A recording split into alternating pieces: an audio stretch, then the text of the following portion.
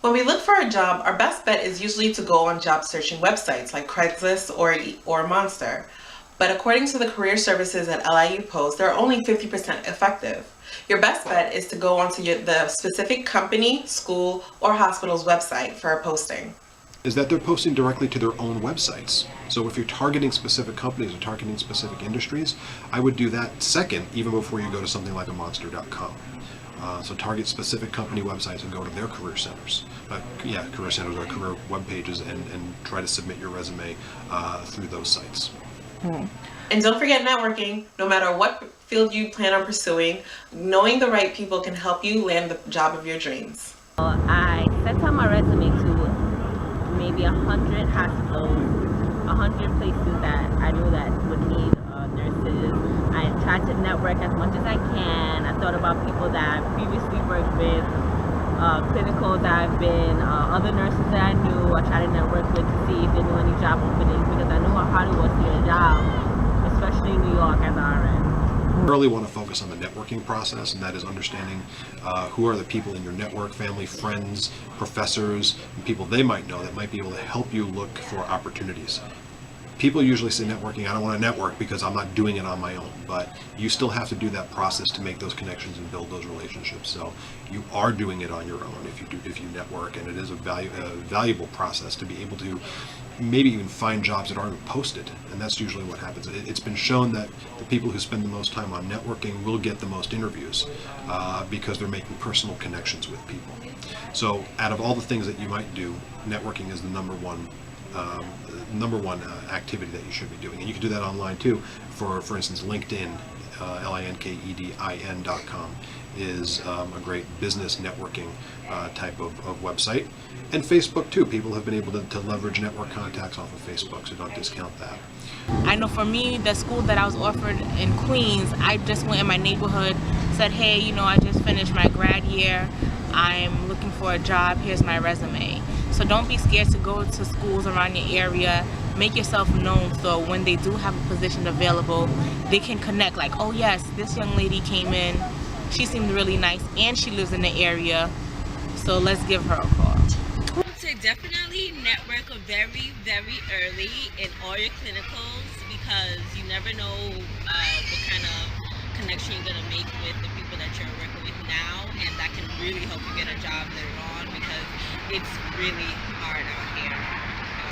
Not only for me, but I know for all my other friends, it's really hard in this world to get a job. Sometimes you have it easy, sometimes you don't, but just to make sure, really network, because it helps a lot. Okay.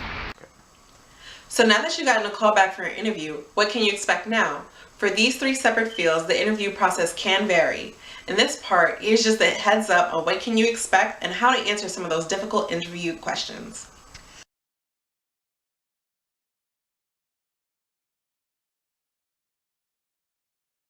All the interviews that I went to had similar processes.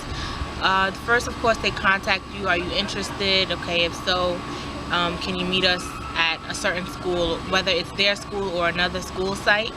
They want us to meet for an interview, and after you do the interview, if they like you, they'll either give you a call back or an email to say, hey, we want you to proceed to the next step before we can see if we can hire you.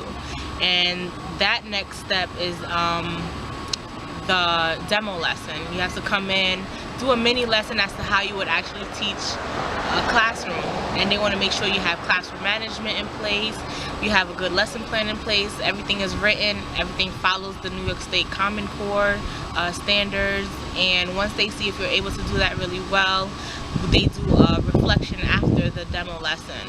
So you talk about how you think the lesson went, if anything needed to be improved, what would it be?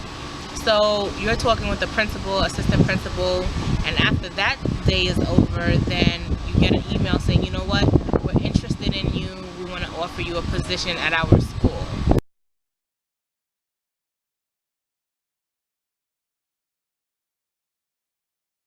I interviewed with 2 different accountants, the staff accountant and the senior accountant, and basically they just asked me my experience, which I said before is very important, because they want to know that you know how to do the work.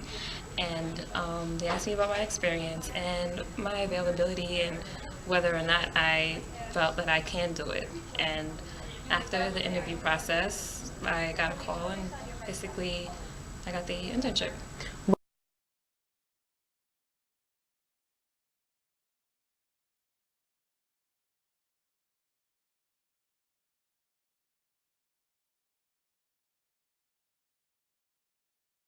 You need to prepare not just 3 strengths, but examples of those strengths. Okay, employers are not just looking for words, single words and single responses from you, but they're looking for narratives. So if they ask you about 3 of your strengths, your goal is to tell them what those strengths are and then give them examples. It's a process that they call behavioral interviewing. So behavioral interviewing is asking you about past experiences and how you might have succeeded in the past, so they can understand how you might succeed in the future. So interviewing in the interview preparation process is not just about, thinking about your strengths and weaknesses or thinking about your last job, but thinking about real types of experiences that you had that provide examples for the way that you do work and the way that you're able to accomplish your goals.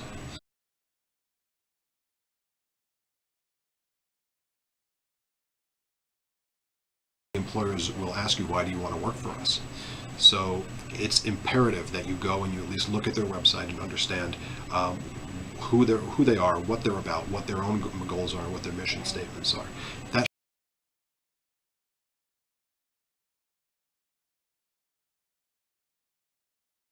gum during the interview. Don't smoke before you go in. Make sure that you look good. That also there are no distractions. I guess a big interview don't is wearing too much jewelry, things like that. Even for men, simple rings can be a distraction. If you have a tendency to play with your ring or tap it on the desk, that's going to be a distraction. Women who wear large earrings or lots of bracelets, the interview is not the place to do that. Okay. Anything on your hair, if you feel that your facial hair, or if you have long hair or something like that, it should be out of your face so that you're not pushing it back around your head. It just needs to be out of the way. And the thing to do is, as in your preparation, get dressed a couple of days before and see how it is you want to look and how you want to present yourself. And make sure that it looks professional for your field, and there are no distractions except for there are no distractions because you want them to focus on who you are and what you're saying, not on the other things around. Obviously there's also interview dress, so you have to be able to get the right business suit or for men and women, and to be able to prepare that way. And I think one of the biggest tips that I can give you is understand who the company is that you're interviewing with. Now that we come to the end of our video series, it is clear that there are 2 viable options you can take when you finish your bachelor's degree at college. You can either go back to school and get your master's degree, or you can jump right into the job pool. Whichever you decide, hopefully these videos were helpful to you.